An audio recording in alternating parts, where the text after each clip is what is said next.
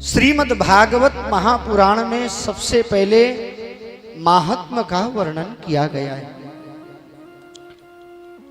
महात्म्य माने होता क्या है? महात्म्य माने होता है महत्व। जब तक हम महत्व को ठीक ठीक जानते नहीं हैं, तब तक सामने वाले से हमारा प्रेम नहीं होता। अच्छा, एक बात बताओ, डॉक्टर साहब के पास में जब हम जाते हैं तो डॉक्टर का महत्व सुन करके ही जाते हैं कि नहीं? किसी ने कहा भैया वो जो डॉक्टर साहब है ना बहुत योग्य हैं, फीस भले ही ज्यादा लेते हैं पर उनका कार्य बहुत अच्छा है।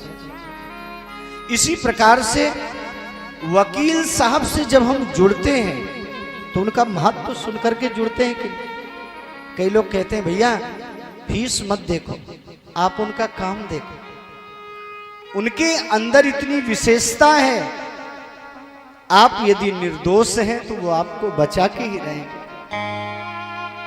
तो हम डॉक्टर साहब के पास में उनका महत्व सुन के गए कि नहीं?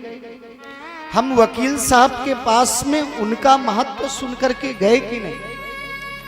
इसी प्रकार से सबसे पहले 6 अध्यायों में भागवत सुनने से क्या होता है, भागवत सुनने से हमें क्या मिलेगा, यह जिसमें वर्णन किया गया है उसी का नाम ही महात्म्य है।